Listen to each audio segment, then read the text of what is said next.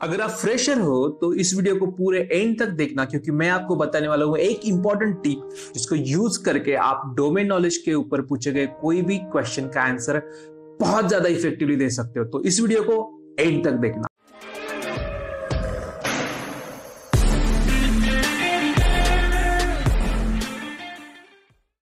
Hello दोस्तों, तो जो भी कंपनी आपका इंटरव्यू ले रही है वो एक्सपेक्ट करती है कि आपको उनके इंडस्ट्री के बारे में, डोमेन के बारे में थोड़ी बहुत जानकारी हो।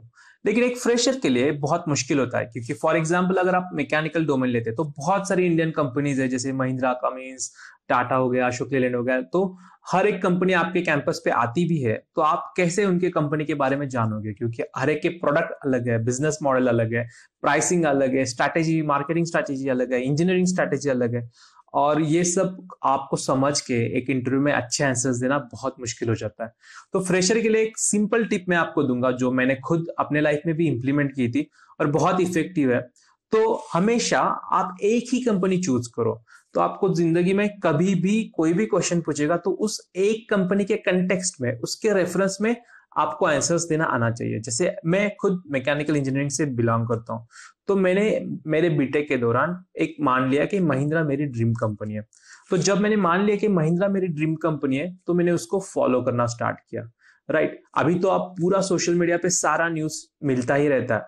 तो आपको एक कंपनी चूज करना है जो आपकी ड्रीम कंपनी होगी, जो आप देख लो कि आपके कैंपस में कौन सी कंपनी आके ज्यादा पैकेज देती है, कौन सी company well reputed, well all rounded job profile present करती है।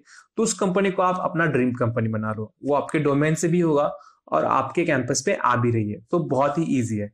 उसके बाद उस कंपनी को आपको हर सोशल मीडिया पे फॉलो करना है। आपको पता करना है कि वो कंपनी का सीईओ क्या है, उनके पिछले क्वार्टर्स के रिजल्ट्स क्या थे, इंजीनियरिंग में क्या क्या प्रोडक्ट्स है, प्रोडक्ट्स की प्राइसिंग क्या क्या है, कितने सारे कंट्रीज में उनका बिजनेस है।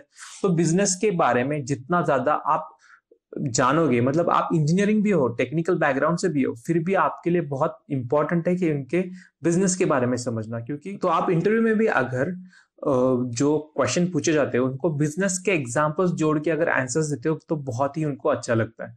और आप अगर वही सेम कंपनी जो आपकी ड्रीम कंपनी वो आपके कैंपस पे आके इंटरव्यूज ले रही है, तो आपको सब पता होना चाहिए कि अगर आपका सिलेक्शन हो गया तो आपके साथ क्या क्या होगा। फॉर एग्जाम्पल मैंने मेरे सीनियर्स से पता कर लिया था कि अगर महिंद्रा में सिलेक्शन होता है तो उनका इंडक्शन क्या क्या होता है, क्या सिखाते हैं, क्या केस स्टडीज करवाते हैं, कितने टाइम किधर रहना पड़ता है। और जब उन्होंने मुझे मौका दिया इंटरव्यू के टाइम में कि do you have any questions, तो मैंने उनको वही एकदम बहुत सिलेक्टेड क्वेश्चंस पूछे कि आप इंडक्शन के 4th डे पे लास्ट ईयर में ये केस स्टडी करवाए थे, जिसमें कि ये इसका कोई पर्पस बनता नहीं है क्योंकि ये बहुत ही ओल्ड केस स्टडी है। तो आप इंडक्शन में मटेरियल कैसे डिजाइन करते हो, ऐसा मैंने उनको क्वेश्चन पूछा। तो वो बहुत ही इंप्रेस हो गए थे। उनको पता चल गया कि ये बंदा सच में, मतलब ऐसा बोलने के लिए नहीं बोल रहा कि ड्रीम कंपनी है, सच में ये कंपनी के बारे में पैशनेट है और बहुत सारे इंटरनल चीजें भी जानता है। तो अगर आप ड्रीम कंपनी को आपको मौका मिलता है तो आप बहुत अच्छे से इंप्रेस कर सकते हो। लेकिन ये बहुत कम लोगों को ऐसा मौका मिलेगा।